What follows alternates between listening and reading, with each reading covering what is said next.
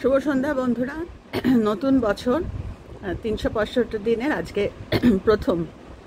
তো চলো আমরা খুব সুন্দর করে যার যেরকমভাবেই আমাদের জীবন থাকুক না কেন, আমরা সবাই সিদ্ধান্ত নিয়ে আমরা কজে থাকবো। যাই করব আমরা চিন্তা ভাবনা করে করব, এবং কেউ কিছু বলল তার ওপর ভরসা করে, কেননা কারুর সত্যি কথা আমাকে ভালো রাখার দায়িত্ব না, আমার নিজের দায় নিজেকে ভালো রাখার। তো যাই হোক, আজকে হ্যাশট্যাগ আমরা সকলের টপিক হচ্ছে স্মৃতি সকলে হ্যান্ডেল করতে পারে না, এবং এর থেকে কিন্তু জীবনের বেশিরভাগ ভুল, বেশিরভাগ প্যাটার্নস সমস্ত কিন্তু তৈরি হয়।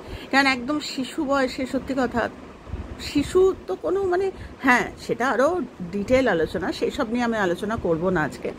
একটা যে কোনো জন্মে স্মৃতি থাকবেই, এমন জন্ম হবে নেই, সুস্থ মানুষের কথা বলছি, ইভেন যাদের মানসিক অবস্থাও ভালো নয় তাদেরও কিন্তু স্মৃতি থাকে। হয়তো একটা জায়গায় থেমে যায় স্মৃতিটা, কিন্তু স্মৃতি থাকে। এবং বেশিরভাগ ক্ষেত্রে আমরা যদি ঠান্ডা মাথায় ভাবি, সমস্ত স্মৃতির থেকেই কিন্তু যা কিছু ফিজিক্যাল অসুখ বলো, মেন্টাল অসুখ বলো, কার্মিক প্যাটার্নস বলো, সব কিন্তু স্মৃতি থেকে। তো যেহেতু নতুন বছর, একটা কি বলবো, বলছে না যে চেঞ্জ অফ অ্যাটিটিউড, আমাদের জীবনের প্রতি যে কি বলবো দৃষ্টিভঙ্গি, সেটা যদি আমরা একটু বদল করতে পারি, এবং সেটা কিন্তু প্রথম শুরু হয় ওই স্মৃতি থেকে। যে নতুন অভিজ্ঞতা হবে তারপর আমরা অ্যাটিটিউড বলো, ওরম নয়, পুরনো স্মৃতিটাকেই আমরা যদি একটুখানি ট্রান্সফর্ম করতে পারি। কেননা বেশিরভাগ কবে কি করেছি, কে কবে আমায় কি বলেছে, সে ধরে বসে থাকা। এবং শুধু তাই নয়, একটা মানুষ 7 দিন 10 দিন আমার সঙ্গে একই জিনিস করেছে, এবং 11 দিনের দিন সে আমার সঙ্গে এরমই করবে, এর থেকে ভালো করবে না। সেই বিশ্বাসটা আমাদের হয় না যে না, সেই মানুষটা আমার জন্য ভালোও করতে পারে। তো যাই হোক, এইগুলো সমস্ত ওই স্মৃতির থেকেই। একটা শিশু যখন জন্মাচ্ছে, কিছু ফিক্সড স্মৃতি, যেগুলো ফিক্সড কর্মা বলে, সেই তো নিয়ে জন্মায়। ওগুলো তো আমরা দেখতে যাই না ঝুলি খুলে, যেগুলো আমরা দেখতে যাই সেগুলো হচ্ছে স্মৃতি। জীবনের যখন সেন্সেসগুলো ডেভেলপ করে, তখন সে স্মৃতি অর্জন জীবন থেকে সে স্মৃতি নিতে থাকে। একটা ছোট শিশু ধীরে ধীরে বড় হচ্ছে, এবং তার স্মৃতিগুলো আস্তে আস্তে আস্তে আস্তে স্মৃতির ব্যাগ ভরছে। তো যাই হোক, স্মৃতি থেকে যখন আমরা কিছু শিখি, কোনো একটা স্মৃতি, সেই স্মৃতি থেকে যখন আমরা কিছু শিখি, সেটা তো ভালো, অবশ্যই ভালো। আর যে স্মৃতি আমাদের একেবারে পুল ডাউন করে ফেলে, তো সেই স্মৃতি মারাত্মক, সেই স্মৃতি কর্ম তৈরি করে। এবং সেই স্মৃতি কিন্তু আমাদের জীবনে ওই চেনা চেনা সেম ভুলের মানুষজনকে কিন্তু ভিড় করায় আমাদের জীবনে। কেননা ওটা বলছে না যে কেউ তৈরি করে না, আমি নিজেই তৈরি করি আমার প্যাটার্নসগুলো। তো ওটা বলতে গিয়ে একটা অদ্ভুত কথা বলছি তোমাদের সাথে, আমার মনে হলো সহজে যাতে বোঝাতে পারি। সেটা হচ্ছে ওই সাংসদ অভিনেতা তাপস পাল। তো দাদার কীর্তি ছবির থেকে তাপস পাল কিন্তু আমরা যখন ছোট ছিলাম তখন থেকেই মোটামুটি যারা বাংলা সিনেমার সাথে একটা রিলেশন, বাংলা সিনেমা দেখে ভালোবাসে, তারা তাপস পালকে চেনে না এরম মানুষ খুব কম। তো দাদার কীর্তি দেখে তো একেবারে সকলেই আমরা মুগ্ধ হয়েছিলাম। সেই তাপস পাল কিন্তু ধীরে ধীরে উনি পলিটিক্সে আসেন, ফিল্ম লাইনেও ছিলেন এবং পলিটিক্সেও। তবে যাই হোক, বিভিন্ন রকম ঘটনা, আমি সেসব নিয়ে আর ডিটেলিং করব না। তো সেগুলো নিয়ে উনি চলেছেন একটা জীবনে, এবং একটা সময় উনি চলে যান, এবং চলে যাওয়ার আগে ওনার জীবনে কিছু ঘটনা ঘটেছিল। তো যাই হোক, যেহেতু আমি একটু লেখালেখি করি, এবং যেহেতু এই প্রমিনেন্ট যে ক্যারেক্টার্সগুলো, সেই ক্যারেক্টারের যে কি বলবো, যা জীবন চরিত যেটা, সেইগুলো আমি আমার গল্পে না বিভিন্ন নামে, অন্য নাম দিয়ে আমি, কেননা সত্যি কথা দেখো, আমাদের যারা আমরা লেখালেখি করি, আকাশ থেকে তো কোনো চরিত্র নিয়ে আসি না, এই পৃথিবীর মাটির থেকেই তো চরিত্র নিই, তাদের থেকেই বানানো বিভিন্ন নাম দিয়ে আমরা গল্প লিখি বা গল্প বানাই। তাই জন্য বলে যে সমস্ত অ্যাকচুয়ালি বানানো হলেও প্রত্যেকটা চরিত্র কিন্তু একটা জীবন কাটানো, জীবন যাপন করা চরিত্র, উঠে দাঁড়ায়। ইউটোপিয়ার ওই একেবারে সেই ফেয়ারি টেলসের যে সেই সময়টাও ছিল, সেই রাজার টাইম ছিল, এখন তো আর নেই। তো এখন আমরা কিন্তু একেবারে বাস্তবের, যেরকম একটা সময় গ্রাম বাংলার ছবি হতো, তখন আমরা টেররিস্ট কাকে বলে মানে জঙ্গি আমরা জানতাম না। তারপরে একটা সময় হলো স্মাগলার্স, সমস্ত পুরনো 80s সিনেমাগুলো, তো সেগুলো সমাজে যা হয় সেগুলো দিয়েই। তো তার জন্য আমি বলে নয়, যারা লেখালেখি করে বা যারা একটু খবরাখবর দেখে তারা কিন্তু এই ধরনের খবরগুলো বা এই ধরনের মানুষের সাথে কি হচ্ছে আমরা দেখতে থাকি। তো এটা বলতে গিয়ে ওই যখন তাপস পাল নেই, উনি চলে গেছেন, তো ওনার স্ত্রী এবং ওনার মেয়ের একটা ইন্টারভিউ আমি এক্স্যাক্টলি বলতে পারবো না, তবে এটা মনে আছে গত বছর বলতে এই যে বছরটা আমরা কাটিয়ে উঠলাম 2024-এর মাস 6 আগের কথা হয়তো হবে, বা 7 মাস হবে।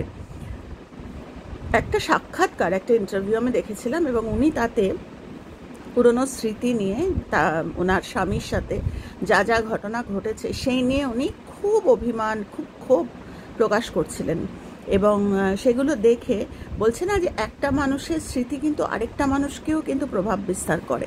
যেরকম আমাকে যারা তোমরা চেনো, প্রায় 2 বছর ধরে তোমরা যারা আমাকে দেখছো, যে একই জিনিস নিয়ে ঘ্যানোর একই কথা বারবার রিপিটেশনস, আমি ওই একই কথা বলতে থাকি, তা সত্ত্বেও তোমরা যে আমায় দেখো এটাই ঈশ্বরের কৃপা। তো ওই সেই একই পুরনো কজ অ্যান্ড এফেক্ট বলতে থাকি। তো এই কথাগুলো আমি হয়তো আগেও বলেছি তোমাদের, কিন্তু আজকে তার রিলেশনটা একদম অন্যরকম।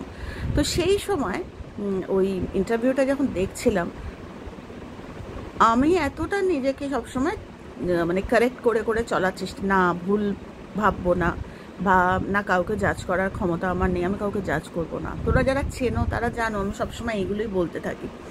কিন্তু তা সত্ত্বেও বলছে না যে আরেকজনের অভিজ্ঞতা কিন্তু আমাদের, আরেকজনের স্মৃতির কথা কিন্তু আমাদের প্রভাব বিস্তার করে। তার জন্য বলছে খুব সাবধান মানুষের সাথে কি শেয়ার করছো, এমন কিছু শেয়ার করো না যে আরেকটা মানুষকে ভুল কজ করার প্রভোগ করে।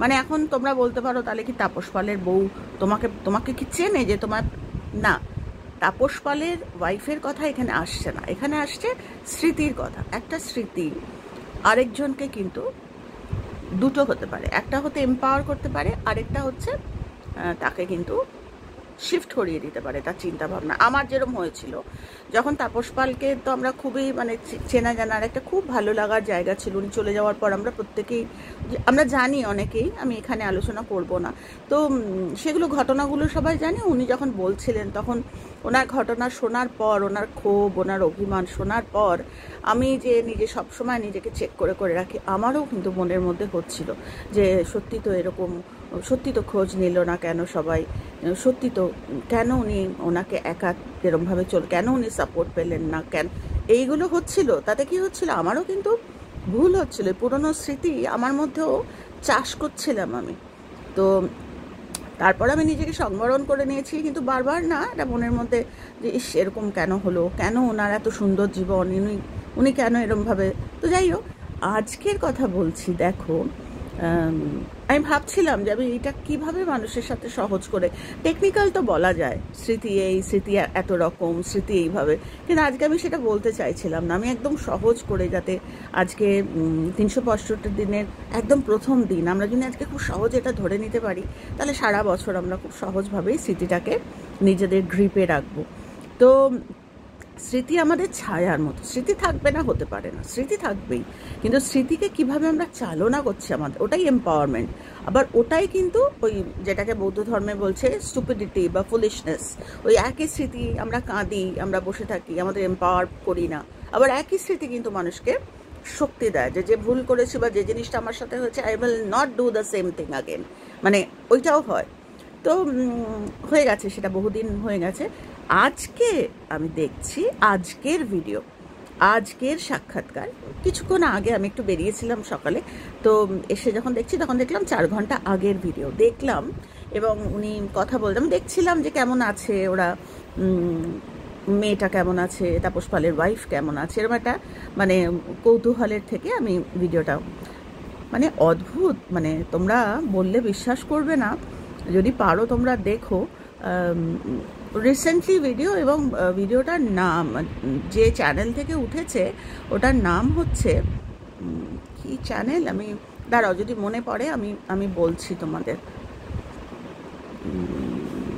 আমি বলছি, দাঁড়াও যদি মনে পড়ে আমি তোমাদের বলে দিচ্ছি। মনে করতে পারছি না। তো যাই হোক, কী অদ্ভুত নানা রকম কথা উনি বলছেন। কেমন আছে ওরা, মেয়ে বম্বেতে থাকতো, তাপস পালের মেয়ে, সে এখন এখানে এসছে। তাপস পালের কিছু কর্ম, যে তাপস পাল অনেক গরিব মেয়েদের বলছে যে 800 মেয়েকে যদি না বা পেরে থাকে, 8টা মেয়ের পড়াশোনার দায়িত্ব নিয়েছিল, তাদের বিয়ে দেওয়ার দায়িত্ব, মানে তাপস পালের কীর্তি, তাপস পালের কর্ম, সেগুলো ভদ্রমহিলা মানে নন্দিনী বলছিল, যে শেয়ার করছিল বিভিন্ন করতে করতে, তারপরে আসল জায়গায় এলো এবং বলল যে এরকম ওনার সাথে শেষ জীবনে তো এরকম এরকম হয়েছে, আপনার কথা। মানে আমি যেরকম শুনেছি, যে ইন্টারভিউয়ার মানে যিনি নিচ্ছেন তিনিও শুনেছেন, তিনি বলছেন যে এরকম। তখন ওই একই স্মৃতি কিন্তু একেবারে অন্য চেহারায় নন্দিনী বলছিল, বা তাপস পালের স্ত্রী বলছে যে সে তো হয়ে গেছে, সে তো, তখন বলছে না তুমি তো বলেছিলে, মানে আপনি তো বলেছিলেন এরকম ক্ষোভ অভিমান। তখন বলছে হ্যাঁ, কিন্তু তারপরে আমি জানো তো বলছিল যে আমি নিজেকে খুঁজে খুঁজে বেরিয়েছি, নিজে খুব স্পিরিচুয়াল, রিলিজিয়াস নয়, উনি বলছেন আবার, যে যারা দেখবে তারা মিলিয়ে দেখতে পারো ভিডিওটা, বলছে আমি রিলিজিয়াস বলছি না, আমি স্পিরিচুয়ালিটি একটা খুঁজেছিলাম নিজেকে ঠিক রাখার জন্য। তো আমি বোঝাই গেল ওনার কথা শুনে, স্মৃতি তো কখনো পালিয়ে যাবে না, স্মৃতি থাকবে, কিন্তু স্মৃতিটা না ট্রান্সফর্মড। বলছে যে হ্যাঁ, যাদের কথা বলেছিলাম হয়তো তাদের সময় ছিল না, হয়তো একই স্মৃতি সেই সময় মানে অভিমানের থেকে সেই স্মৃতিগুলো ছিল দুর্বল মুহূর্তের স্মৃতি, যে কেন এলো না, কেন কেন ওকে একা চলে যেতে হলো, কেন কেউ খোঁজ নিল না, কেন ফোন ধরলো না, এইসব। কিন্তু এখন ওই সেম স্মৃতিগুলো বলছে যে আমাদের নিজেদেরই তো, আমাদেরকে যে কেউ ফোন করবেই, কেউ খোঁজ নেবেই, বা আমাদের ভালো লাগার, মানে কেউ তো সত্যি কথা বন্ড সাইন করেনি। নিজেকে ভালো রাখার দায়িত্ব আমার নিজের। আমরা যদি এখন লোকের অপেক্ষায় থাকি, ও ফোন করলে আমি ভালো থাকবো, ও খোঁজ নিলে আমি ভালো থাকবো, সেটা তো না।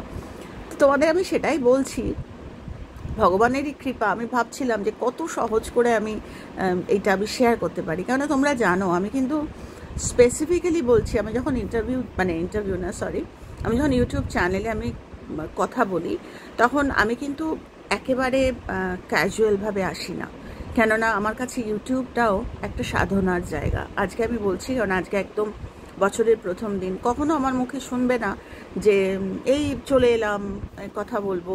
আমার সব সময় হোমওয়ার্ক করা থাকে। কেন হোমওয়ার্ক কেন করা থাকে? নিজেকে দেখানোর জন্য না, আমি যেন ঠিকটা মানুষকে শেখাতে পারি। আমি যদি ক্যাজুয়াল একটা ভাব মানুষের মধ্যে দিই, মানুষ কিন্তু ওই ক্যাজুয়াল ভাবটাই শিখবে, এবং যেটা ঠিক নয়।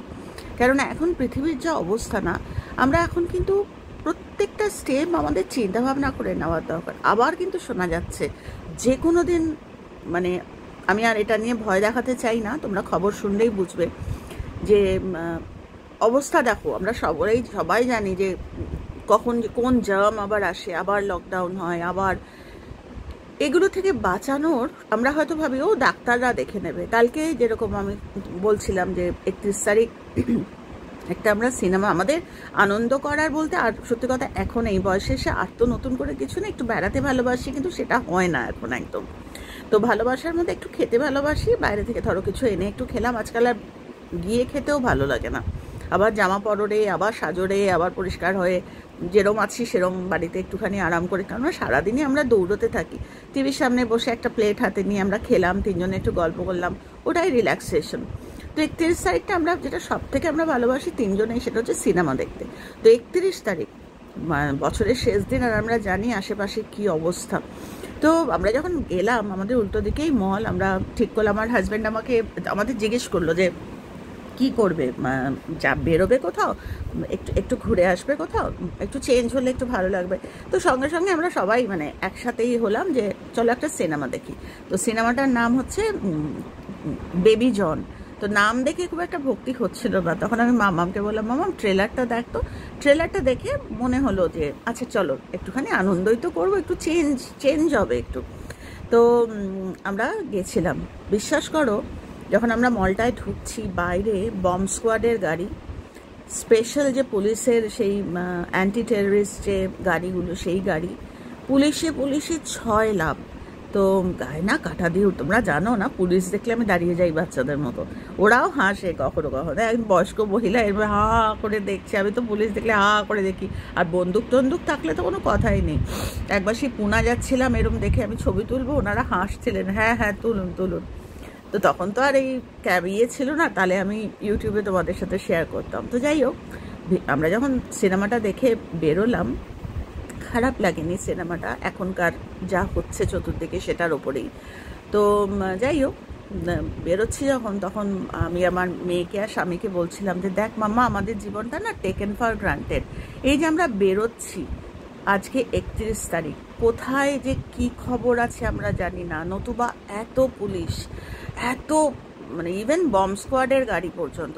আজকে আমরা নিশ্চিন্তে সিনেমা দেখছি, এরা কিন্তু দেখতে পাচ্ছে না। এরা কিন্তু সংসারকে বাড়িতে রেখে, বউ বাচ্চাকে রেখে, এরা কিন্তু আমাদেরকে বাঁচানোর জন্য সব ফিল্ডে, সব আমরা জানি না বর্ডারগুলোতে সমস্ত 31 তারিখ হোক আর 1 তারিখ হোক, বড়দিন হোক, যে কোনো দিন হোক, এরা কিন্তু সামলে যাচ্ছে আমাদের। কিন্তু আমরা কিন্তু ভুলে যাই না, টেকেন ফর গ্রান্টেড। আমরা একবারও মনে মনে একবারও আমরা থ্যাংক ইউ দিই না। অথচ আমরা যে চলাফেরা করতে পারছি আজকের এই দিনে, চতুর্দিক থেকে যেমনিভাবে ডাক্তাররা কাজ করছে, যেমনিভাবে নার্সরা কাজ করছে, যেভাবে পুলিশরা কাজ করছে, তো সেটাই বলছি যে আমরা কিভাবে আমাদের স্মৃতিগুলো, এই যে আমার স্মৃতি, গতকালের একটা ঘটে যাওয়া ঘটনা আজকে আমি তোমাদের বলছি উইথ মানে কি বলবো, একটা ভিতরকার ওই রিয়েলাইজেশনটা তোমাদের সাথে শেয়ার করছি। এইটাই তো, আর কি। নাকি আমি কোন একটা কষ্ট, যেটা আমার কষ্ট দিয়েছে তোমাদেরও বললাম, তোমরাও কষ্ট পেলে, ওতে কি হলো? আর ওতে শুধু তাই নয়, ওতে খারাপ হয়, যেটা কজ অ্যান্ড এফেক্টে বলেছে। তো স্মৃতিকে সত্যিই, স্মৃতিকে ট্যাকল করতে জানতে হয়। প্রথম কথা, স্মৃতিকে যদি আমরা ট্যাকল না করি, বলে না যে বাচ্চার হাতের মোয়া না, যে আচ্ছা ঠিক আছে, এ তো তাও তা না, এ বোমের মতো স্মৃতি, বোমের মতো একটা এমন স্মৃতি। তোমার ছানাপোনাদের সঙ্গে আমি দেখেছি, নিজে চোখের ওপর দেখেছি যে মানে এরকম প্রচুর মানে ঘটনা, যে মা তার এত দুঃখের স্মৃতি শেয়ার করেছে, বাচ্চারা বাবাকে সম্মান করতে শেখেনি কোনোদিনও। তো we should be very careful. বা সারাক্ষণ আমার স্মৃতিগুলো দিয়ে মানুষকে আমি সব সময় একটা স্লোয়ার স্টেট অফ লাইফে, স্মৃতিগুলো প্রথমে নিজেদেরকে মানে ট্যাকল করতে শিখতে হবে, ম্যানেজ করতে। স্মৃতি তো থাকবেই, স্মৃতিগুলো মিলিয়েই তো আমি, আমার স্মৃতি মিলিয়েই তো আমি। তো আজকে যেহেতু 1 জানুয়ারি, কল্পতরু উৎসব, এত ভিড়, সবই ঠিক আছে, কিন্তু আমি আমি আমি যদি কালকে থেকে আবার আসি, যে কি সেই ওই ভগবান কল্পতরু হয়েছিলেন, ভগবান কল্পতরু হওয়ার সাথে সাথে এটাও বলে গেছিলেন তোদের চৈতন্য হোক। ভগবান কল্পতরু হয়ে এটা একবারও বলে যায়নি যে আমিই খালি কল্পতরু। ভগবান এটাও শিখে গেছেন যে তোরাও কল্পতরু হতে পারবি। তো কল্পতরু হতে গেলে ওই মানে আমাকে ওই অমৃত ভাণ্ড না, নিজের মধ্যে সেই অমৃত ভাণ্ড, আমি যদি সারাক্ষণ ওই পুরনো স্মৃতি ধরে বসে থাকি, বা কে কবে আমায় কি বলেছে সেটা দিয়েই তাকে জাজ করি, কারোর কিছু এলো গেল না, আমি স্মৃতি ট্যাকল করতে পারলাম না, আমার ক্ষতি হয়ে গেল, আমার অরা নষ্ট হয়ে গেল, আমার মানুষের যে সুপ্রিমিটি সেটা নষ্ট হয়ে গেল। তো ভাবলাম যে নিজেও একবার ঝালিয়ে নিলাম, যে এই মুহূর্ত থেকে 365 দিন আমি যেন স্মৃতিটাকে ট্যাকল করতে করতে, বলেছে যে কষ্ট দিয়েছে সেটা তার কর্ম, মানে লেট মি মুভ ফরওয়ার্ড। আমি যেরকম শাখামণি বুদ্ধা, তথাগত বুদ্ধ বলেছিলেন যে একজন খুব খারাপ কথা বলেছেন, যে তো আপনার খারাপ লাগলো না? আমি এরকম বললাম, বললো না কেন খারাপ লাগবে, তুমি বাড়িতে যখন রান্না করো ভালো ভালো, কি করো? বলছে আমি মানুষকে দেওয়ার জন্য, ছেলে পুলে সবাইকে। বলছি তারা যদি না খায় তখন কি করো? বলে খানিকটা খাই, খানিকটা পচে যায়। বলছে আমারও ঠিক তাই, আমি তো তোমার খাবারটা খাইনি, মানে ওটা তোমার কাছেই রয়ে গেছে, তুমি কি করে ট্যাকল করবে, that is completely up to you. তো স্মৃতিও ঠিক তাই, স্মৃতি মানে সে আমায় দিয়েছে, আমি যদি সেটা না নিই, আমি যদি নিজের ইয়েটাকে কন্ট্রোল করি যে না এটা আমি স্মৃতিতে জমতে দেবো না, বা স্মৃতিতে যদি জমেও তাহলে should be a teaching like, মানে এটা আমার হয়েছিল, এটা আমার এফেক্ট হয়নি, তোমাদেরকেও শেখাচ্ছি, তোমরাও কিন্তু এফেক্ট হতে দিও না। তো স্মৃতি এতটাই মারাত্মক, মানে স্মৃতি ইজ ইকুয়াল টু আমি, মানে আমার অস্তিত্বটা কিন্তু স্মৃতি নির্ভর। আমি যদি গতকাল বা আমি যদি আমি ভুলে যাই, আমি কে, এটা কি, এটা তো স্মৃতি। তো স্মৃতি তো সংস্কার, অপসংস্কার বা কুসংস্কার নয়। স্মৃতি মানেই তাই আমার বেস হচ্ছে ওইটাই, যে আমি কি নিয়ে বড় হয়েছি, সেটাই তো আমি, আমার এক্সিস্টেন্স।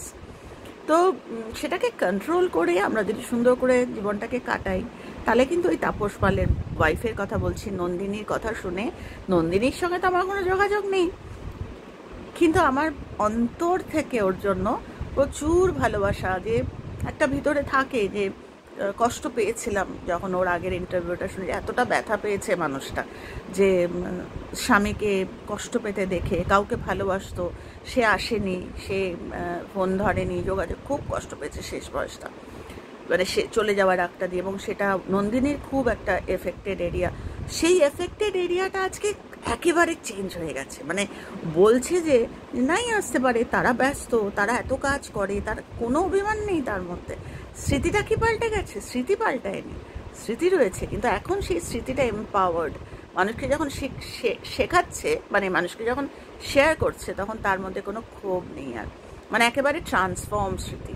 তো একদিনে আমি বলছি বলে একদিনেই সম্ভব তা না, কিন্তু স্মৃতিটা পুরোটাই ট্যাকল। কবে আমায় কে কী বলেছে, আমার স্বামী কবে আমায় এটা বলেছে, কবে ওটা বলেছে, হয় ওটাকে নিয়ে আমি নিজেকে চেঞ্জ করি যে আমি ওই জিনিস আর করবো না, নিজেকে ডেভেলপ করব, নতুবা ওটাকে ভুলে যাওয়া। এবার লোকে বলবে ভুলে যাওয়া কি এত সোজা? তাহলে কষ্ট পেতে হবে।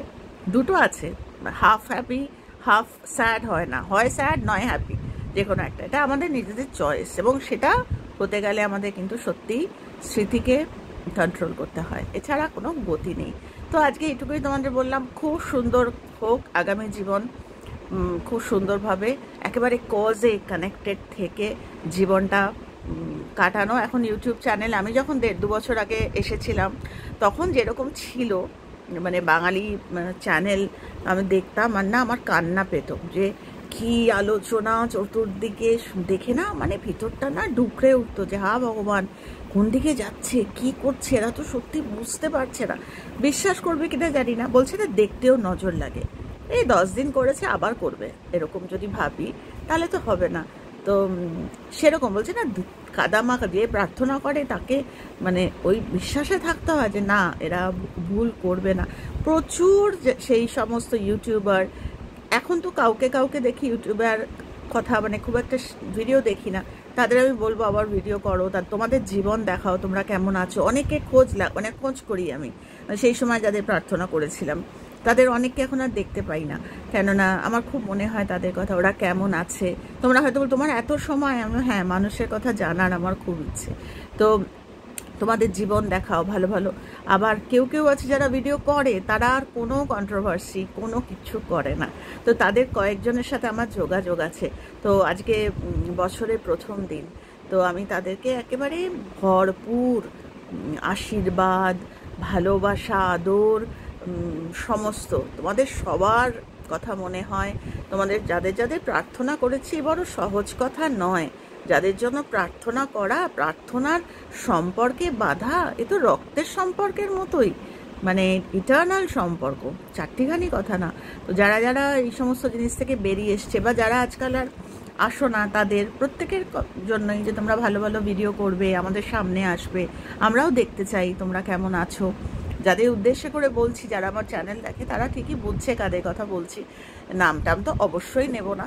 প্রত্যেকে ভালো থেকো, তোমাদের সবার খুব সৌভাগ্য, ভগবানের কাছে প্রার্থনা করি তোমরা যাতে কজে থাকো, সেই প্রার্থনা করি। দিনে দিনে তোমাদের জীবনটা উন্নত হোক, আর আমাদের না দেখতে ইচ্ছা করে তোমাদের এই উন্নতিটা, তোমাদের এই ডেভেলপমেন্টগুলো। তার জন্য রিকোয়েস্ট যে ভিডিও করো, তোমাদের জীবন কেমন চলছে, তোমাদের কিছু কিছু জীবনের অংশ তোমরা দেখাও। খুব ভালো থাকো, আর যে যেখানে আছো যেভাবেই থাকো না কেন, কজে থাকো। চলো টাটা, খুব ভালো থেকো সকলে।